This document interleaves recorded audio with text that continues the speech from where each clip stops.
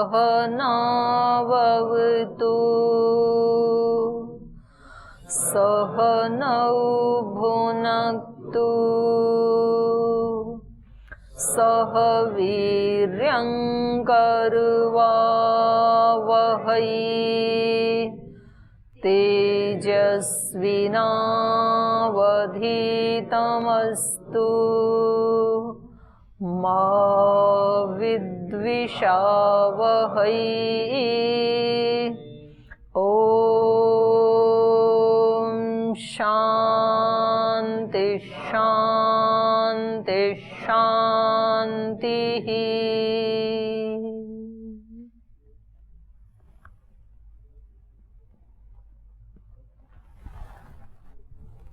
छांदोग्य उपनिषद में उपकौशल का आख्यान चल रहा था, तो इसके माध्यम से हमें बता रहे थे कि किस प्रकार से अग्नियों ने उनको उपदेश दिया, ब्रह्म का उपदेश दिया।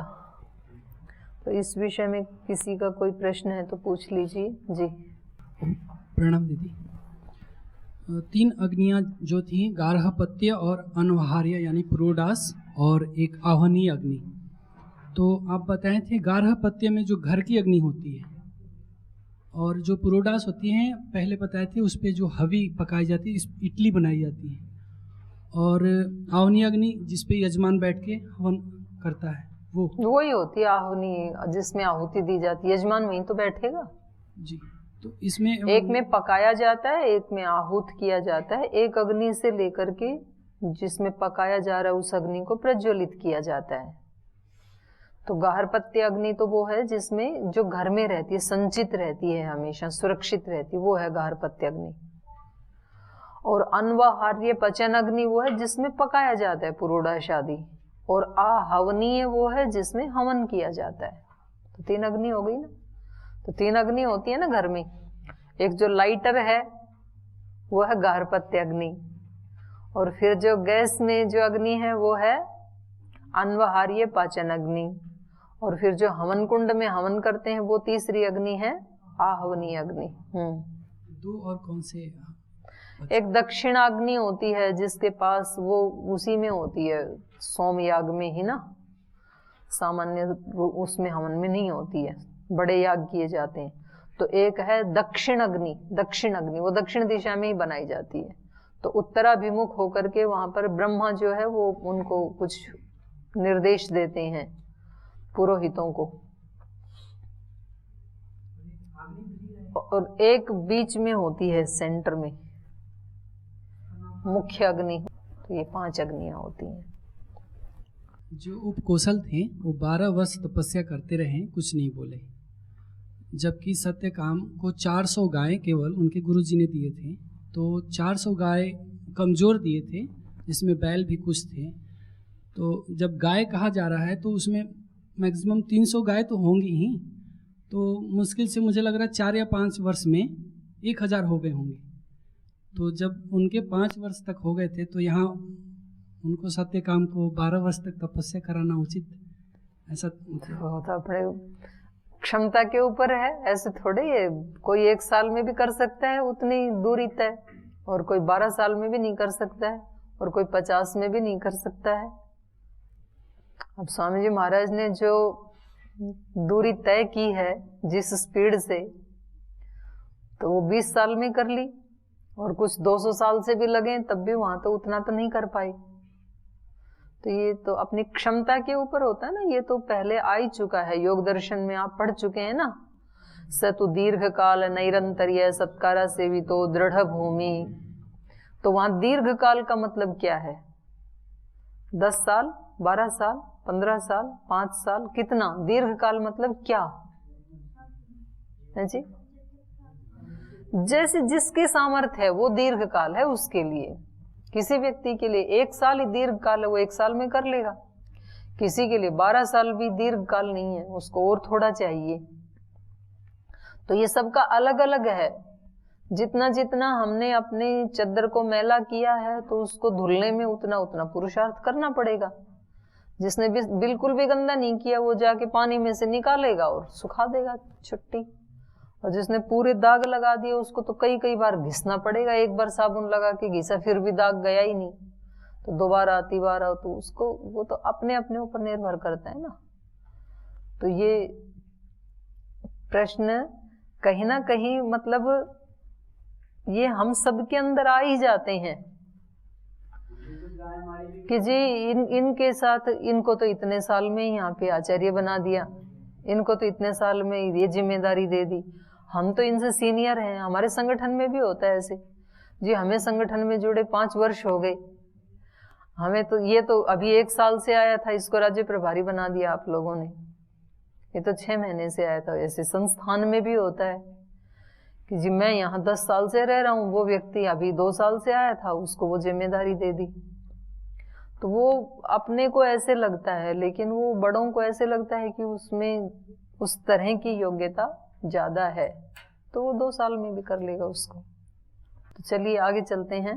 हाँ बोलो श्रीकांत। जैसे सत्यकाम और उनके शिष्य दोनों देखे तो व्यवहार काल से अधिक उन्होंने यानी शिक्षा जो ली उन्होंने व्यवहार काल से अधिक ली है। तो हम भी अपने जीवन में व्यवहार काल को अधिक महत्व दें, शास्त्र आदि अधिक अभ्यास क्यों करें? ऐसा मेरा करते कहाँ हो आप तो ना शास्त्र का करते हो ना व्यवहार का करते हो। तो हमें भी ऐसा भेज दिया जाए तो हो सकता है। हाँ तो जिस जिसकी रुचि उसको भेज देते हैं, कुछ गायें दे के नीलकंठ वाले उस पे पहाड़ पे भेज देंगे अब की बार।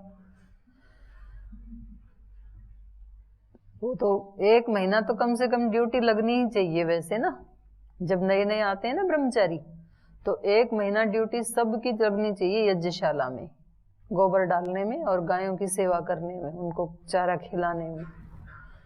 तो वो आप लोग सब मिलकर के यदि ये प्रस्ताव पारित करेंगे तो ये परंपरा चल पड़ेगी। तो आपको कई सारे ऑप्शन दिए हैं, ये तो एक आया सत्यकाम जावाल वाला, दूसरा मैंने तो वो दिया था रैक्व ऋषि का कि अपनी बैलगाड़ी बनाओ और 2-2 सन्यासी जाओ।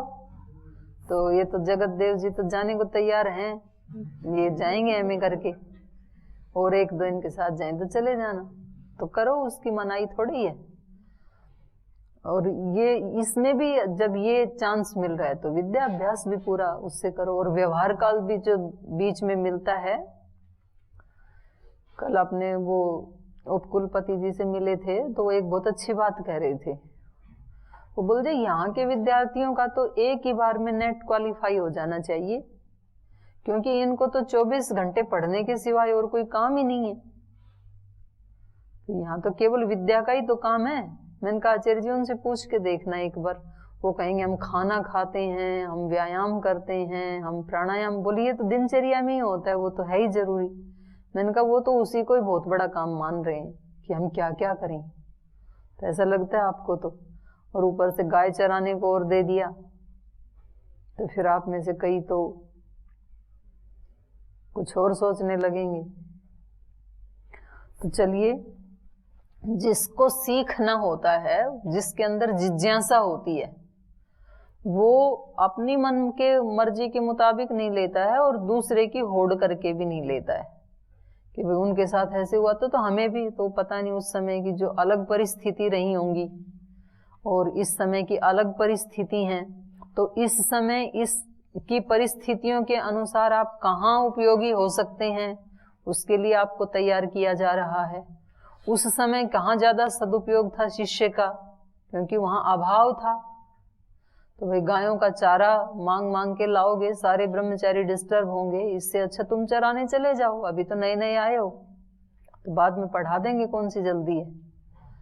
तो ये अलग अलग समय की अलग अलग परिस्थितियां होती हैं, पर इसमें मुख्य बात एक ही है कि जो अपने गुरुजन कहें, अपने को उसी में अपना कल्याण समझ करके और ज्यादा उसको अच्छे से अच्छा करना चाहिए, बस इतनी बात है। जो अपने बड़े कहें, अगर कोई घर में रहते हैं तो घर में जो भी बड़े बुजुर्ग हैं वो बता रहे हैं तो वो हमारा अच्छा ही, भला ही चाहेंगे, अच्छा ही बताएंगे।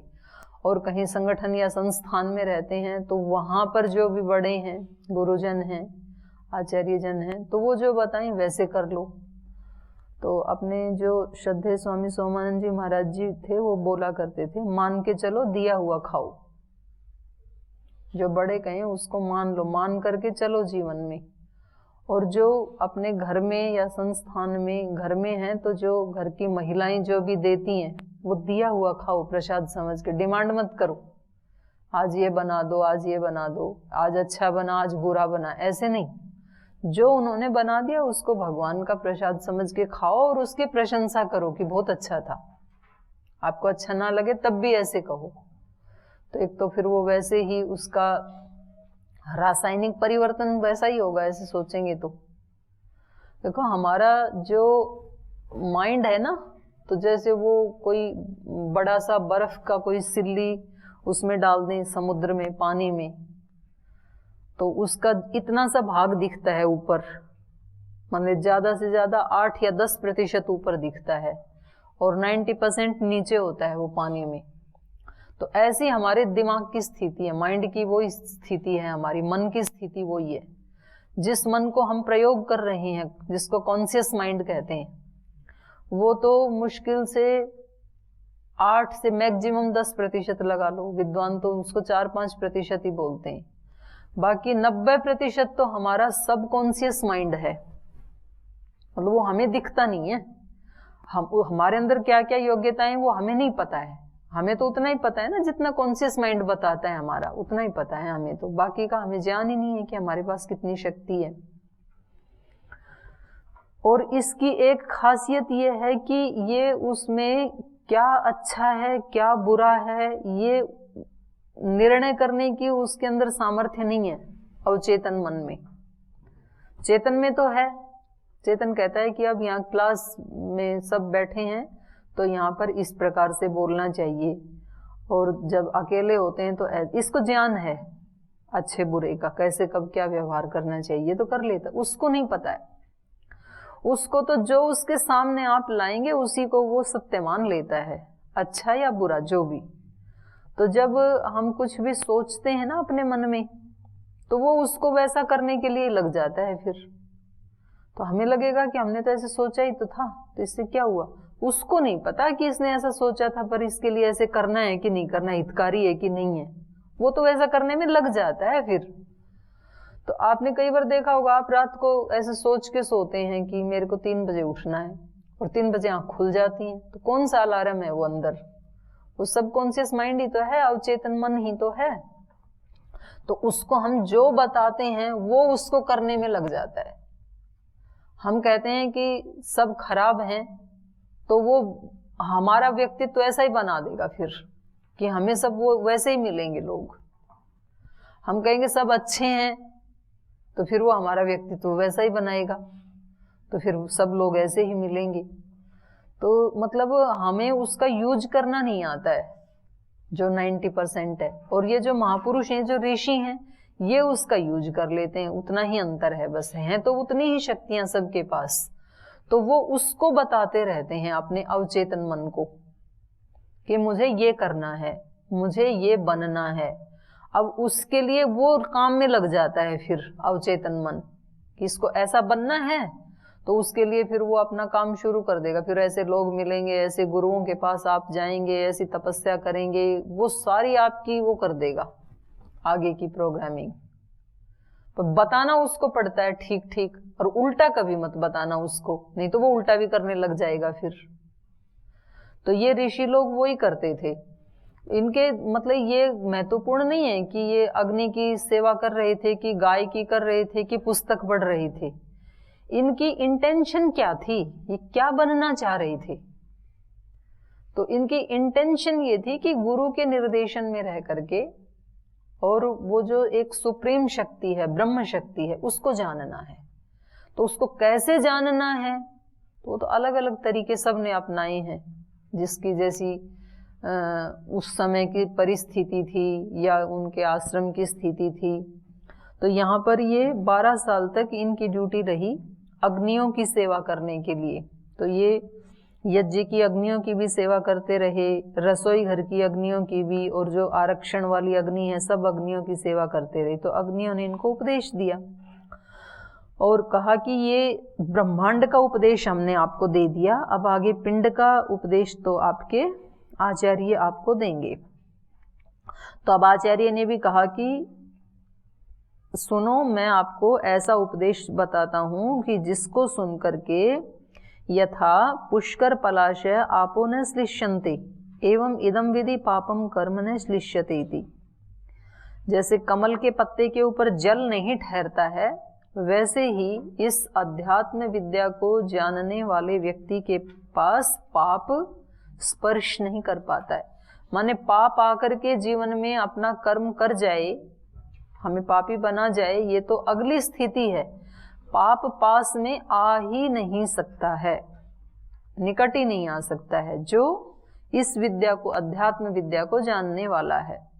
इसलिए जब भी कभी जीवन में प्रतिकूल परिस्थिति आती है तो हमें अपने आप को एक ही वाक्य सुनाना होता है कि परिवर्तन या सुधार वहां नहीं, यहाँ करना है। मुझे जूता अपने पैर में पहनना है, वहां से कांटे हटाने में कि पुरुषार्थ हो सकता है, लेकिन एक हटाऊंगा तो दूसरा आ जाएगा, तो वहां तो आते ही रहेंगे ना फिर, तो सारा जीवन हटाने में इससे अच्छा है कि मैं अपना जूता पहन के अपनी यात्रा पे आगे बढ़ूं। तो ये अपने सबकॉन्शियस माइंड को वो ही निर्देश देते हैं कि जो भी परिस्थिति सामने आ गई, चाहे गुरुजी ने गाय दे दी या अग्नियों की ड्यूटी लगा दी या किचन में लगा दी, लेकिन मुझे क्या करना है, आगे बढ़ना है उससे, जो भी दे दिया, क्योंकि मेरा लक्ष्य वो है। तो इन्होंने कहा कि फिर इस विद्या को जो जान लेता है, इस अध्यात्म विद्या को, तो उसको फिर पाप ऐसे ही स्पर्श नहीं करते जैसे कि कमल के पत्ते को जल स्पर्श नहीं करता। ब्रवीतु में भगवान इति, तो फिर तो गुरुजी मुझे बताइए जल्दी से वो विद्या कौन सी है। तो वो ये बता रहे हैं, यह एषो अक्षिणी पुरुषो दृश्यते एष आत्मा इति होवाच एतद अमृतम अभयम एतत् ब्रह्म इति।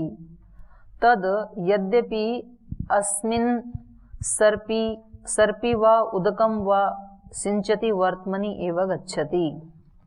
कह रहे हैं देखो, यह एष अक्षिणी पुरुषो दृश्यते, ये जो आंख में पुरुष दिखाई देता है ना, आंख के माध्यम से भी झांक रहा है। पहले भी एक आया था कि ब्रह्मांड में वो ब्रह्म सूर्य के माध्यम से झांक रहा है, और इस पिंड में वो ब्रह्म आंख के माध्यम से बाहर झांक रहा है, झरोखे में से वो देख रहा है सारे संसार को, और सारा संसार उस ब्रह्म को देख सकता है अगर किसी के पास वो दृष्टि है तो। वही बात अभी कह रहे हैं, यह एषो अक्षिणी पुरुषो दृश्यते, जो आंख में पुरुष देखा जाता है, जो आंख में रहने वाला जो पुरुष है, एष आत्मा, यही आत्मा है, यही चेतन है। इति ह उवाच, ऐसा गुरु जी ने कहा, सत्यकांत जी ने। एतद अमृतम अभयम एतद ब्रह्म इति, ये जो आंख के माध्यम से दिखाई दे रहा है ना, यही अमृत है। एतद अमृतम अभयम एतत्, यही अभय है। आत्मा का अपना निजी स्वरूप क्या है, अभय, अमृत, उसको किसी से भय नहीं है। एतद अमृतम एतद अभयम एतद ब्रह्म, यही ब्रह्म है। तद यदपि अस्मिन सर्पी व उदकम व सिंचति, इसलिए इस आंख में कभी, सर्पी मतलब घी और उदक मतलब जल, तो जल या पानी जब आंख में डालते हैं तो वो आंख में टिकता नहीं है, बल्कि कॉर्नर से बाहर आ जाता है, क्योंकि ब्रह्म को कोई भी चीज स्पर्श नहीं कर सकती है। इस पुरुष को बताया ना यहाँ पिछले में कि जैसे कमल पत्र के ऊपर जल नहीं टिकता है, ऐसे इस अध्यात्म विद्या जानने वाले को कोई पाप नहीं लगता है। तो उसका स्थूल उदाहरण बता रहे हैं कि ये जो ब्रह्म है, आंख में पुरुष है, एक उदाहरण दे रहे हैं। तो जैसे वहां पत्ते के ऊपर नहीं टिकता है, ऐसे ही जल, इसमें आंख में भी कोई चीज डालें तो वो जल साइड से निकल जाता है, वो आंख में ही रहता नहीं है। तद यद्यपि अस्मिन सर्पी व उदकम व सिंचति वर्त्मनि एव गच्छति, वर्तनी मतलब आंख का कोर, ये कोने जो है उधर से निकल जाता है। एतम संयमाद वाम इति आचक्षते, एतम ही सर्वाणि वामानि अभिसंयन्ति, सर्वाणि एवं वामानि अभिसंयन्ति य एवं वेद। एतम संयत वाम इति आचक्षते, तो इसको क्या कहा जाता है? इस ब्रह्म को, इस आंख में दिखने वाले अक्षिणी पुरुष को संयत वाम, संयत माने जो सिमट गया है, और वाम मतलब शोभा, श्री। तो कह रहे हैं इसमें ही सारी शोभा सिमट गई है। सारी शोभा जो दिखाई दे रही है, पिंड में देखें तो शरीर में जो भी शोभा दिखाई दे रही है वो किसकी है? पुरुष की, चेतन की ही तो है सारी शोभा। चेतन यदि निकल गया तो शरीर क्या है फिर तो गंदगी है ना, पूरी सड़ जाएगा ना, दुर्गंध आने लगेगी फिर। और जब तक जिंदा है तो उस व्यक्ति की, अलग अलग व्यक्तियों की अलग अलग शोभा होती है। शोभा से अभिप्राय है यहाँ पर उसका व्यक्तित्व, उसका चरित्र। तो ये सारी शोभा किसकी है? उसने किससे पाई है सारी शोभा? आत्मा से, चेतनता से ही तो पाई। तो एतद संयम वाम। और ऐसे ही यहाँ ब्रह्मांड में भी ये जितना भी सौंदर्य दिखाई देता है, ऊंचे पर्वत, हिमगिरी, हिम से आच्छादित गिरी, और नदियां, पर्वत, सुंदर सुंदर ये औषधियां, वनस्पतियां, पशु पक्षी, बाहर जितना भी सौंदर्य दिखाई देता है, ये सब किसका है? ईश्वर का। किसी चेतन ने बनाया ना इस सृष्टि को, क्योंकि ये प्रकृति तो अपने आप में जड़ है। तो इसमें जो भी सौंदर्य है तो ये किसका है? ब्रह्म का, किसी चेतन का। तो उसी में ये सारी सौंदर्य सिमट गया है, सुंदरता सारी उसमें एकत्रित हो गई है। ऐसा है वो ब्रह्म, सारा सौंदर्य उसी का ही है। अब फूल में अपने आप कहाँ से गंध आएगी, अपने आप कहाँ से वो रूप आएगा? अलग अलग कलर हैं और कितने तरह के फूल, अभी तो नए नए फूल आ गए, डोग जैसे फूल, उसको ऐसे दबाए तो लगता है कि वो जीभ निकाल रहा है डोग। ओंकार जैसे फूल एक दिन दिखाए थे ना आपको। तो ये सारा डिजाइन, ये सब किसने बनाया? ईश्वर का बनाया हुआ, ब्रह्म का। तो इसलिए कहा एतम संयम एतत् संयद वाम इति आचक्षते। इस ब्रह्म को संयत वाम ऐसे कहा जाता है। संयत वाम माने सिमट गई है सुंदरता जिसमें, ऐसा है वो ब्रह्म। एतम ही सर्वाणी वामानी अभिसंयंती, इसमें ही सारी शोभाएं, उसी को खोल दिया, संयत वाम को ही खोल दिया। एतम ही सर्वाणी वामानी अभिसंयंती, इसमें ही सारी शोभाएं, सारी सुंदरताएं एकत्रित हो जाती हैं, सिमट जाती हैं। पिंड में देखें तो आत्मा में, और ब्रह्मांड में देखेंगे तो ब्रह्म में, परमात्मा में। सर्वाणी एनम वामानी अभिसंयंती य एवं वेद, जो इस रहस्य को जान जाता है। मेरी भी आंख से जो झांक रहा है ये वही ब्रह्म है, और सब प्राणियों की आंख से भी जो झांक रहा है वो ब्रह्म है। इस रहस्य को जो जान जाता है, तो ये रहस्य तो आप जान गए, जान गए नहीं, अभी तो शब्द से जाना है। जान जाता है का मतलब है इसका जब वो अपनी आत्मा में साक्षात्कार कर लेता है, प्रत्यक्ष हो जाता है जब उसको, तो फिर कह रहे हैं सर्वाणी एवं वामानी अभिसंयंती, इसको भी सारी शोभाएं प्राप्त हो जाती हैं सृष्टि की, जो इस रहस्य को जान जाता है। तो देखो इतने से उपदेश के लिए 12 साल लगा दिए, इतना उपदेश दिया इन्होंने। और आगे बता रहे हैं एष उ एव वामनी एष ही सर्वाणी वामनी नयति, सर्वाणी वामानी नयति ये एवं वेद। एष उ एव वामनी, पहले क्या कहा था? उसी को ही संयत वाम, अब कहा उसको वामनी। वामनी मतलब वाम तो मतलब ऐश्वर्य, सौंदर्य, और नी मतलब ले जाने वाला, तो समस्त सौंदर्य का नेता, नेतृत्व करने वाला। एष उ वामनी, इसी को ही समस्त सौंदर्य का नेता कहा जाता है। माने यही सारे सौंदर्य को बढ़ाने वाला है। नेता मतलब आगे ले जाने वाला, बढ़ाने वाला। तो शरीर में सारे सौंदर्य को बढ़ाने वाला कौन है? आत्मा। तो आत्मा जितनी जितनी पवित्र होती जाएगी, आत्मा तो पहले ही पवित्र है, तो जितनी जितनी पवित्र होती जाएगी, इसका क्या अभिप्राय है? आत्मा में जो आरोपित किया जाता है पवित्रता या अपवित्रता, वो किसकी होती है? मन, बुद्धि, चित्त, अहंकार आदि की पवित्रता या अपवित्रता उसमें आरोपित की जाती है।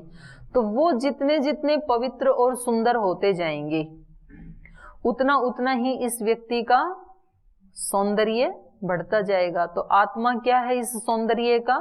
नेता, आगे ले जाने वाला, बढ़ाने वाला। तो असली सौंदर्य व्यक्ति का क्या है?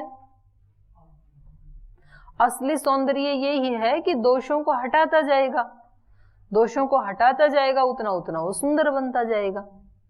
सुंदर यहां केवल स्थूल शरीर की दृष्टि से नहीं कहा जा रहा, और क्योंकि हम स्थूल शरीर की चेतना पे ही रहते हैं तो इसलिए हम सौंदर्य से वो ही अर्थ लेते हैं, और उस सौंदर्य को पूरा करने के लिए फिर हमने बहुत सारे कृत्रिम साधनों का सहारा ले लिया है।